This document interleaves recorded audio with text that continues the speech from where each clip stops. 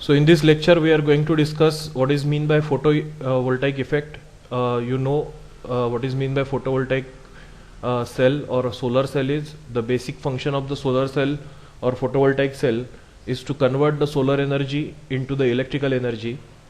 So what is this photovoltaic effect is? So photovoltaic effect is basically, it is a process in which two dissimilar materials such as n-type and p-type semiconductor. So these are the two dissimilar materials which are in close contact and they produce an electrical voltage when light or radiant energy is incident onto it. So this is the photovoltaic effect. So in crystals such as silicon or germanium, electrons, they are usually not free to move from the atom to atom. So when light is incident on the crystal, these photons provides energy to some of the electrons, and the electrons become free from their bound condition. Usually electrons are tightly bound to the parent atom, but when photon are incident onto the silicon or germanium structure, then the electrons which are associated with the parent atom, they become free due to absorption of this photon, and these free electrons, they cross the junction between the two dissimilar crystals, that is, they cross the depletion region. Junction means the depletion region between the p side and n side, which are the two dissimilar crystals, more easily in one direction than the other, and this generates a negative charge and negative voltage in one region as compared to that of the other region. So the photovoltaic effect can continue to provide voltage and current as long as light continues, continues to fall on the two materials.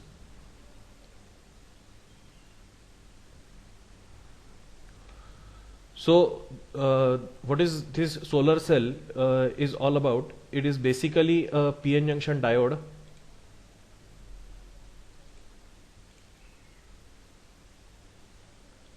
It is basically a PN junction diode. So how the solar cell is constructed is, in order to construct a solar cell, we take a single chip of an n-type substrate. So here substrate means if the doping concentration is low, then it is called as substrate. So if silicon or germanium structure, if it is doped with pentavalent impurity, then it is called as n-type semiconductor.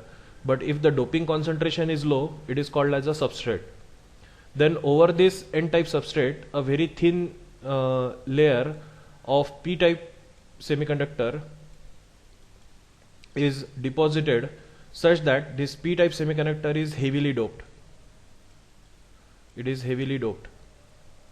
Now since the p-type layer is very thin in size, and therefore the width of the depletion region which exists between the p side and n side, it is also very thin. So this is how the construction of solar cell is done.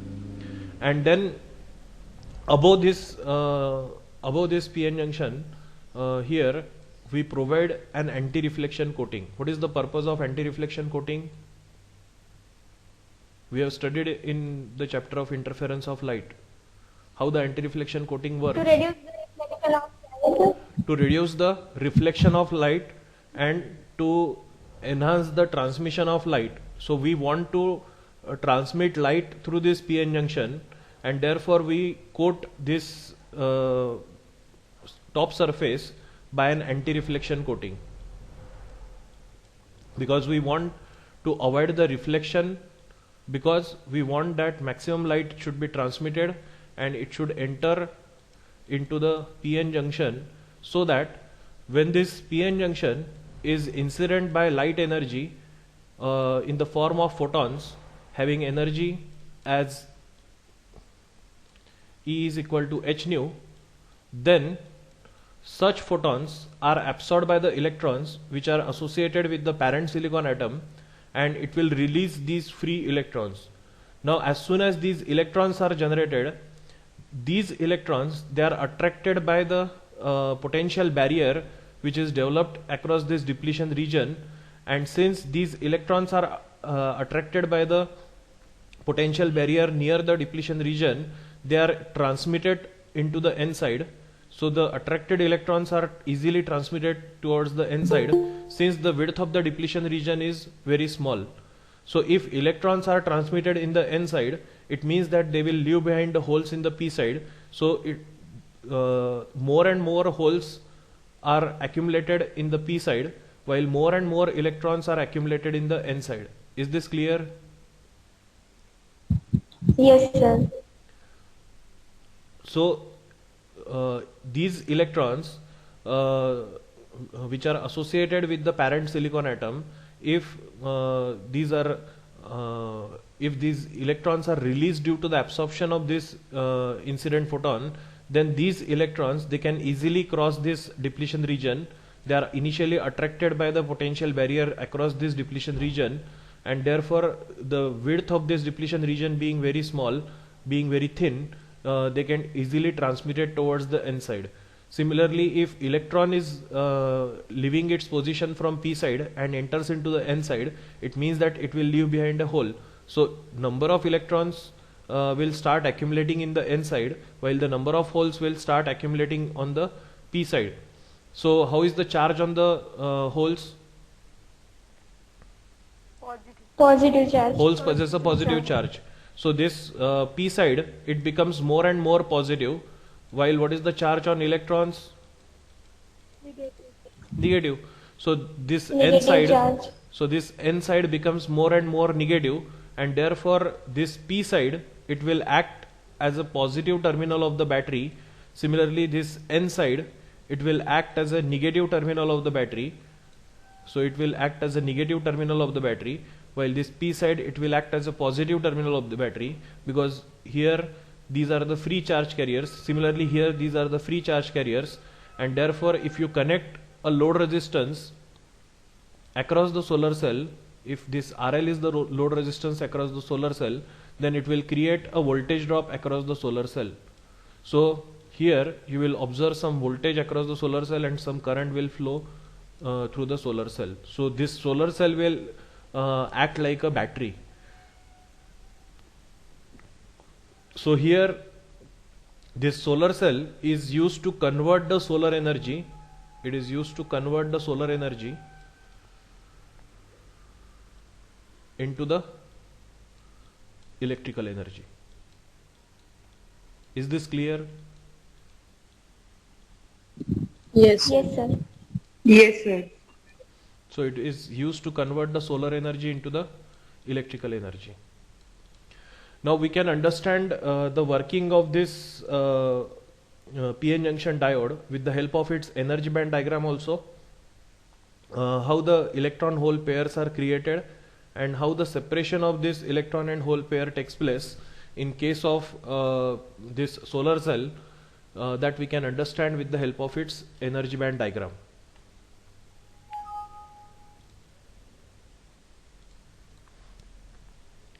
So here first we'll see the application of solar cell, which I already told you that a solar cell is a photovoltaic cell which works on the principle of photovoltaic effect. So these solar cells, they convert the solar energy into the electrical energy. So solar cells can be designed to work in ultraviolet light, visible light, as well as IR region of the electromagnetic spectrum. Then the construction of the solar cell, which I have already discussed here. So a thin layer of p-type semiconductor material which is heavily doped, it is doped over the n-type substrate forming a PN junction. So here this is the p region which is very thin in size, while it is doped over a n-type substrate. So here this is the n-type substrate. Substrate means the doping concentration is low. Then the thickness of this p layer is very small, and the electrical contacts are made over the top and bottom sides. So here the electrical contacts are made at the top and bottom side. Then to enhance the transmission of light into the material, the anti-reflection coating is given over the p-type layer. So here it is shown that there is an anti-reflection coating, and the function of this anti-reflection coating is to avoid the excess reflection and achieve the maximum transmission of light into the junction. Then how does it work? So when a sunlight falls on the upper P region, it generates the electron hole pairs in both P and N regions. The thickness of this P layer being very small, hence the probability of recombination of holes with the electrons becomes less. So electron hole recombination is less, and therefore they immediately reach the PN junction. Now at the junction here, if an electron is generated in this P region, now electron being a negatively charged particle, it get attracted towards this junction due to the fact that this potential barrier exists. So here these positively charged ions of the potential barrier, they will attract this electron towards itself, and since the width of the depletion region is very small, it gets transmitted into the N side. So if electron is coming from P side to N side, it means that it will leave behind a hole in the P side. Or if there is a hole which is present in the N region, then the electron which is coming from P side, if it occupies that hole, it means that you can say that it creates a hole in the P side. So in this way, holes will aggregate in the P region and electrons will aggregate in the N region. We can understand it further with the help of its energy band diagram. So you are now quite familiar with the energy band diagram of the PN junction diode. So here these are the positions of valence band and conduction band for P-type semiconductor, and these are the positions of valence band and conduction band for the N-type semiconductor. Then initially you know that the position of Fermi level for P-type semiconductor is near to the valence band, and the position of Fermi level for N-type semiconductor is near to the conduction band. And for initial diffusion of charge carriers, these two Fermi levels, they are aligning with each other. So here these two Fermi levels are aligning with each other. Due to that, there is an energy gap which is produced between the conduction band of N side and conduction band of P side. Now when the solar energy is incident in the form of photons, then these photons are absorbed by the electrons which are associated with the parent silicon or germanium atom, and these electrons, they are knocked off or they will leave the parent atom.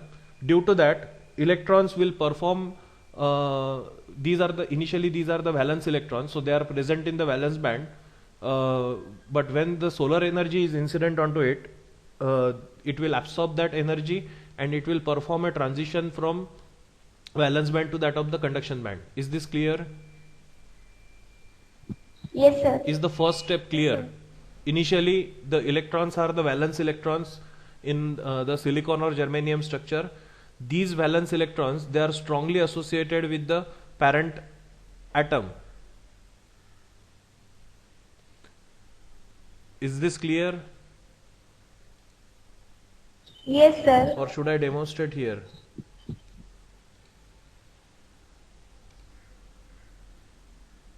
See, suppose if this is my silicon structure, and if for N-type semiconductor, if it is doped with pentavalent impurity, say suppose phosphorus, then here silicon is tetravalent, phosphorus is pentavalent, so it will form covalent bond with all the adjacent silicon atoms. But phosphorus being pentavalent, out of 5 electrons, it will form the 4 electrons will form the covalent bond with the adjacent silicon atoms. But there is one excess electron, and this is free for conduction, but this electron is also strongly bound to the parent atom, isn't it? Yes, sir. So this electron, though it is free, it is not having any bond, but still it is connected with the parent atom. It is nearby this parent atom. Now in order to make this electron free, when the solar energy is incident onto this electron in the form of photon having energy E is equal to h nu, then this electron Initially it is since it is the valence electron, because the valency of phosphorus is 5. Valency of phosphorus is 5, so it is one of the valence electron, isn't it? Yes, sir. So this valence electron is present in which band initially? It is present in the valence band. Okay.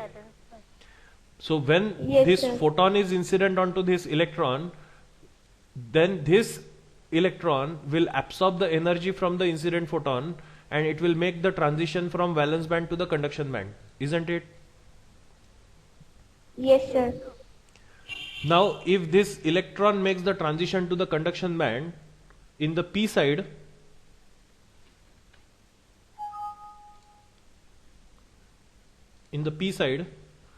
then such electron, it will face a lower potential step, because the energy associated with conduction band of n-type semiconductor is at lower energy level as compared to the energy associated with the p-type semiconductor, isn't it? Yes, sir. So the barrier potential which exists between the p side and n side, these positively charged ions, it will try to attract this electron towards itself, and once they try to attract the electron towards itself, since the width of the depletion region is very small, due to that this electron immediately get transferred into the n side. Is this clear? Yes, sir. So if electrons are moving from p side to n side, what they will leave behind? They will leave behind the holes. It means that if electrons try to diffuse from n side to p side, it means that holes will try to diffuse from p side to n side. Is this clear? Yes, sir. Yes, sir. Yes, sir. So more and more holes are aggregated in the p side, more and more electrons are aggregated in the n side. So this p region becomes more and more positive, this n side becomes more and more negative, and therefore if you connect a load resistance across this solar cell, then it creates the voltage drop across the solar cell. So here it is used to convert the solar energy into the electrical energy. Now if I stop the incidence of light onto this solar cell, will it generate the voltage? No, sir. No. Why? Because here this electron will remain strongly bound to the parent atom. So it does not take part in the process of conduction unless and until it is incident by the solar energy or photons. So this electron will not take part in the process of conduction unless and until some energy is provided to it, and that energy is to be provided by the solar cell. Is this clear? Yes, That sir. energy is Yes, provided sir. by the solar energy. So this is the working of solar cell, and we can understand it with the help of its energy band diagram. Then the IV characteristic of the solar cell, that is the current versus voltage characteristic of the solar cell.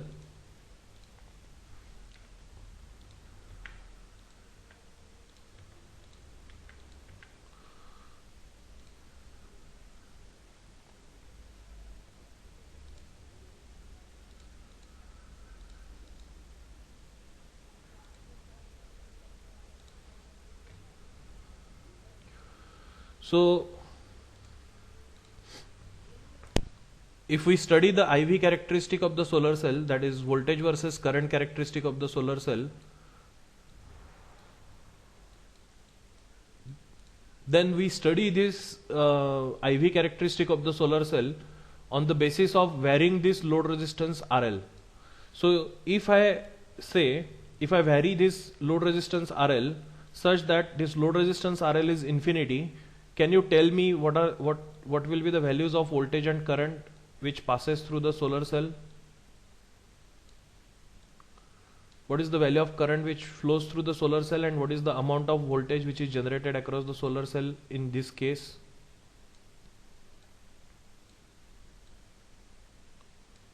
What will happen when this load resistance RL is infinity or very large? And what will happen if this load resistance RL is 0? What is the effect of this load resistance RL being infinity and 0 on the values of voltage and current?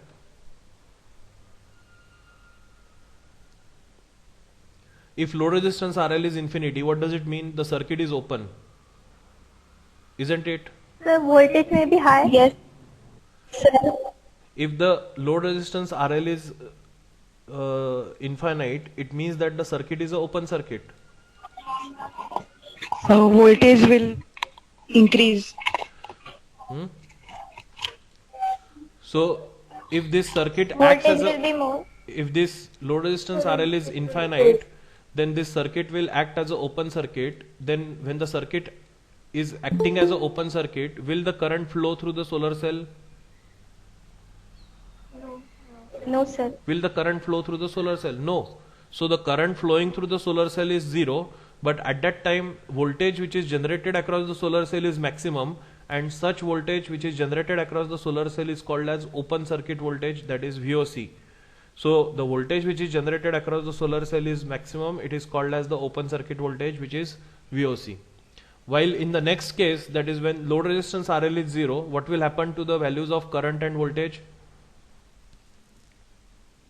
Current will be maximum. Current will be maximum.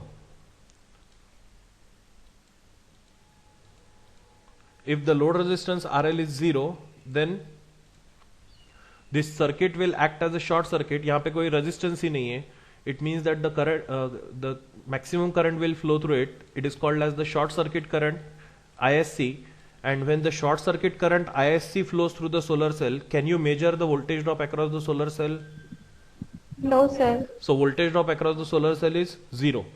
So if we try to plot the VI characteristic of the solar cell, then we come to know that when the open circuit voltage, that is VOC, is developed across the solar cell, when open circuit voltage VOC is developed across the solar cell, at that time current flowing through the solar cell is 0, while when the short circuit current ISC flows through the solar cell, when the short circuit current ISC flows through the solar cell, at that time voltage across the solar cell is 0, isn't it? Yes, sir. Yes, sir. When the short circuit current flows through the solar cell, voltage across solar cell is 0, and when VOC is developed across the solar cell, at that time current flowing through the solar cell is 0. Now if I extrapolate this point over here, and if I extrapolate this point over here, then at this point the value of voltage is VOC, and at this point the value of current is ISC. So if I multiply VOC with ISC, then it is called as the ideal power of the solar cell. It is called as ideal power of the solar cell. Can anybody tell me why it is called as ideal power? You know, power is equal to voltage multiplied by current. Now here I am Yes, referring sir. it as ideal power. Why it is ideal power? Because practically it's not possible. Because practically it is not possible to achieve this point, because at this point voltage is VOC and at this point current is ISC. We can never achieve these 2 points simultaneously, because when VOC is produced across solar cell, current flowing through it is 0. When ISC flows through the solar cell, voltage across the solar cell is 0, isn't it? And therefore we cannot achieve this point Yes, sir. in practice.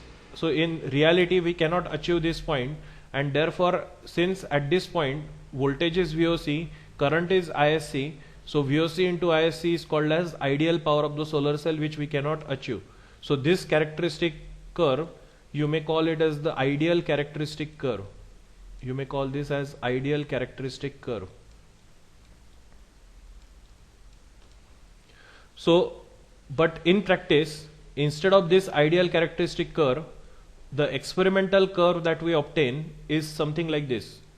So this is the experimental curve that we achieve in case of solar cell, and this is due to the fact that this solar cell, it offers some internal resistance, and this internal resistance of the solar cell is offered in such a way that some internal resistance is offered by the solar cell in series with the load resistance RL, and I name it as RS, where this RS is the internal resistance offered by the solar cell in series with the load resistance RL, and some internal resistance is offered by the solar cell in parallel with the load resistance RL. I name it as RP for parallel resistance, and I name this as RS for the series resistance. So these RS and RP, these are the internal resistances offered by the solar cell, and due to this fact, instead of this ideal characteristic curve, we obtain a characteristic curve like this. So this is our actual curve, or you may call it as the experimental curve. So the experimental curve is obtained like this. Is this clear? Yes, sir. Yes, sir. Now, if I draw a line which passes through the origin and it also meet the ideal meet the point of ideal curve, then it will cut your experimental curve over here, and at this point you can measure the maximum value of voltage and the maximum value of current simultaneously. So here this will be your maximum power, this will be your maximum voltage, which is Vm, and at this point you will have the maximum value of current, which is Im, isn't it? Only at this Yes, point sir. you can measure the maximum value of voltage as Vm and the maximum value of current as Im. Not at this point. Why? What will happen at this point, or what will happen at this point? Here, what is the value of voltage? Here, though current is maximum at this point, what about the voltage? Voltage is minimum. For this point, Yes, sir. current is maximum, but voltage is minimum. For this point, voltage is maximum, but what about current? Current is minimum. It is minimum. So only at this point you can measure the maximum value of voltage as Vm, and you can measure the maximum value of current as Im, and therefore Vm multiplied by Im is your actual maximum power. Is this clear? Yes, sir.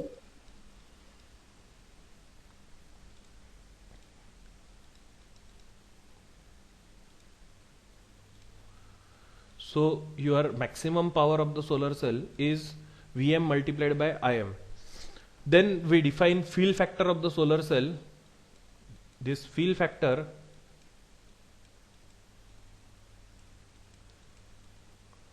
of the solar cell, it is written in short as FF, that is for field factor. So this field factor of the solar cell is defined as maximum power of the solar cell divided by ideal power of the solar cell.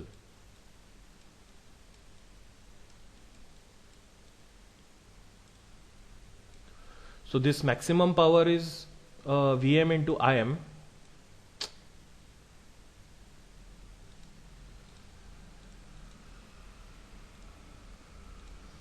It is Vm into Im, and it is to be divided by ideal power, which is VOC into ISC. So how should be the value of this field factor? What will be the value of this field factor? How is Vm as compared to VOC?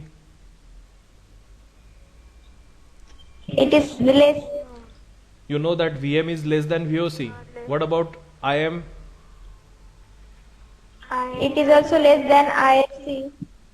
Im is also less than ISC. So as Vm is less than VOC, Im is less than ISC, it means that the numerator is always less than the denominator, isn't it?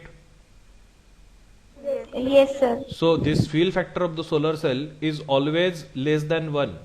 So remember that the field factor of the solar cell is always less than 1.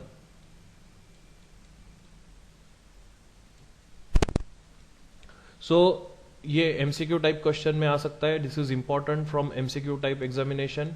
Field factor of the solar cell, the formula for field factor of the solar cell, it can be asked in the form of a formula, that is the field factor of the solar cell, if the options are given as it is Vm into ISC divided by Im into VOC, या फिर पूरा ये denominator को ऊपर और numerator को नीचे ऐसा करके पूछ सकते हैं. So it can be asked like VOC into ISC upon VM into IM or something like that. That is VM into ISC upon IM into VOC. या फिर it can be asked in the form of squares or 2 times, something like that. So by altering this formula, it might be asked for the MCQ type question. So this formula for the fill factor is important. Now this fill factor of the solar cell is always less than 1, and therefore the efficiency of the solar cell is not 100%. Is this clear? Yes, sir. Okay.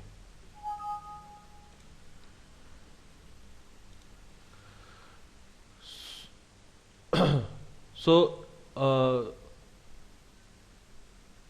the efficiency of the solar cell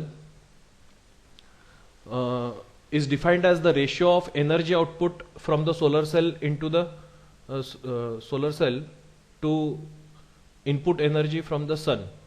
So the output energy of the solar cell is the electrical energy.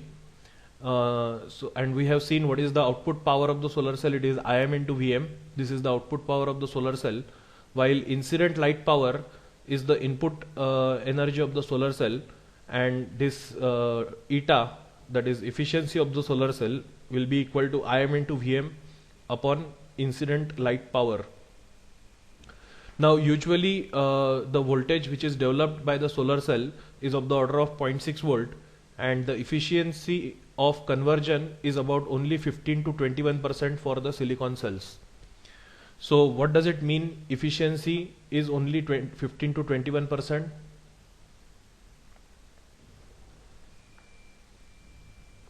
What is mean by efficiency? Efficiency is output upon input.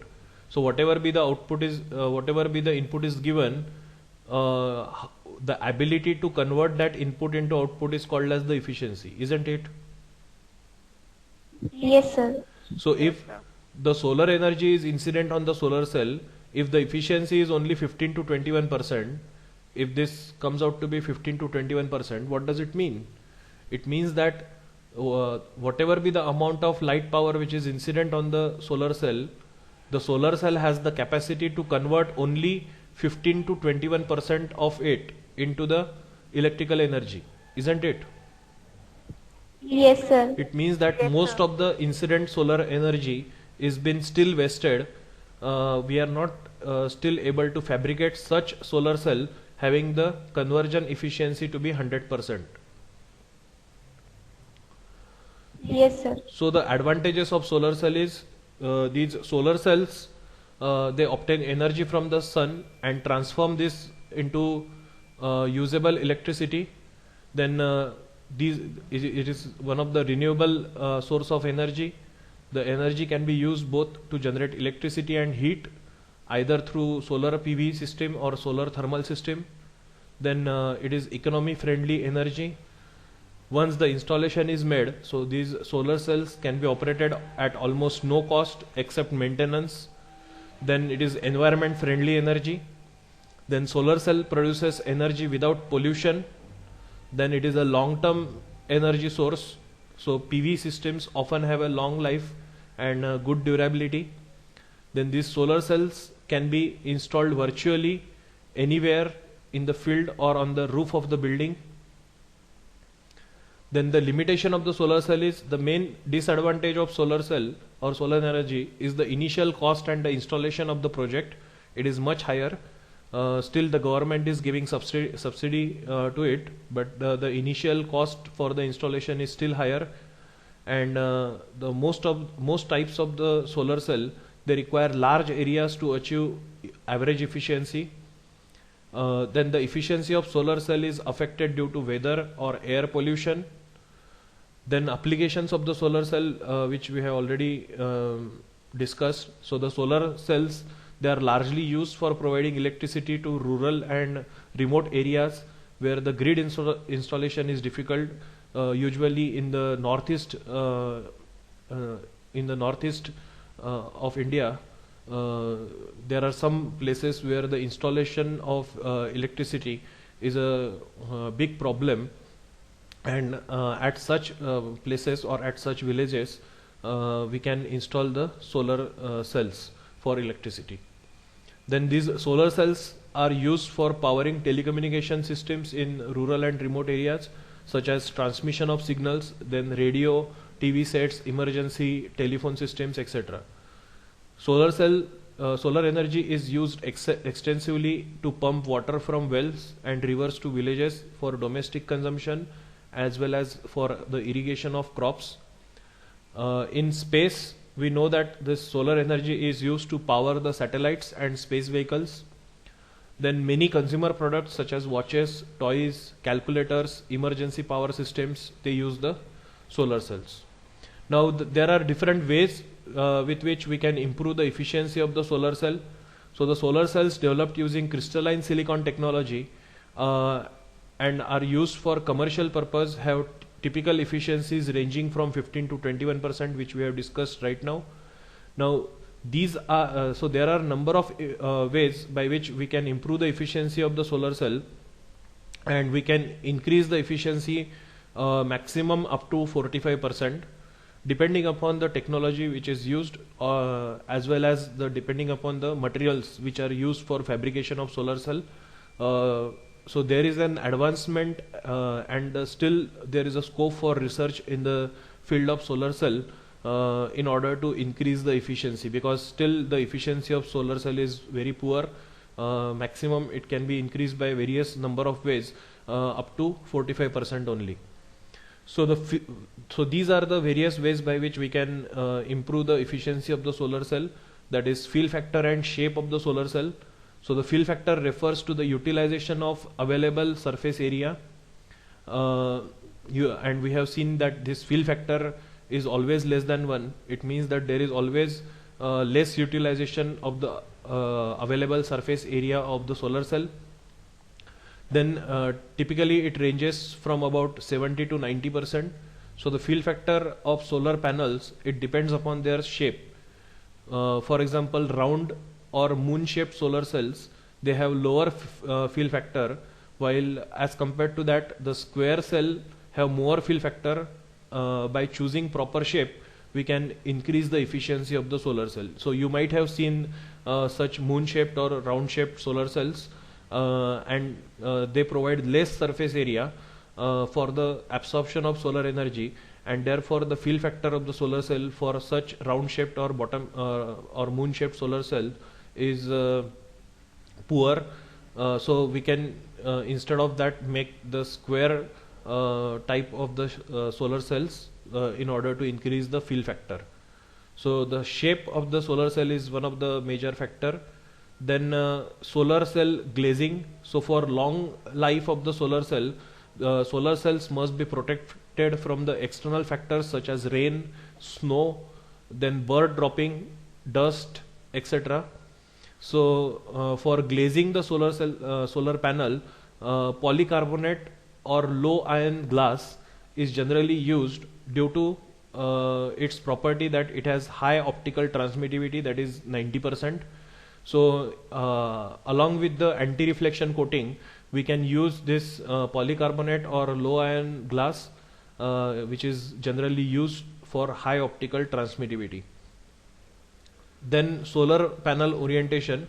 Usually this is not the problem in India for solar panel orientation and the solar tracker, but this is the problem which occurs in certain countries where the sunlight is minimum during the winters, and therefore such solar panel orientation and the solar trackers are installed so that the maximum sunlight can be captured with the motion of sun. So for highest output, solar panels must be perpendicular to the sun rays. However, the rooftop solar panels, they have fixed orientations. If you look at the rooftop solar cell, they have fixed orientation. Once they are installed, you cannot orient their position. But for maximum efficiency, maximum conversion efficiency, we require that the solar panels, they should be flat, and the solar light which is incident onto it, it should be exactly perpendicular to it. But this doesn't happen because of the motion of earth. So there is a sunrise and sunset, and due to that we cannot capture the perpendicular incidence of light or the normal incidence of light on the solar panel. But in India you can capture maximum sunlight, so this is not a big problem in India.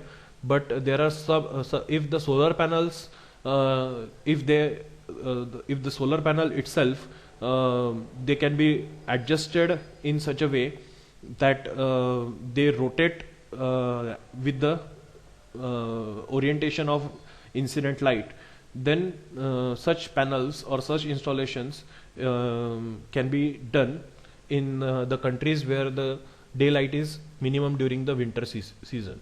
Similarly, there are solar trackers. So this solar tracker works on the same principle which I already mentioned. Like the sunflower, you know that the sunflower during the morning, their faces, the sun. During morning, the sunflower faces to the east, and as the rotation of Earth takes place, then it also orient along the direction of sun. So on the same principle, we can have the solar trackers, and on these solar trackers we can install the solar panels. Then we can use the light concentrators such as mirrors or reflectors. Excess mirrors and reflectors can be used. So this solar panel output power may be increased almost up to 50% via light concentrators such as a Fresnel lens or mirror. However, installing concentrators for large array of solar cell and orientation of the mirror creates an additional tracking problem. So that is the issue with the light concentrators. But yes, we can use the reflectors or mirrors so that maximum intensity of light is incident onto the solar cell with the help of it. Then solar charge controls. So since the solar panel may not have the correct voltage to charge a battery, it must be controlled via solar charge controller to prevent the battery overcharge. The excess power needs to be dissipated using the heatsink. So there should be a regulation, and that is called as the solar charge control. It is an electronic device which cuts the signal, that is the electrical signal, to convert it or to store into the battery in order to avoid the excess charging.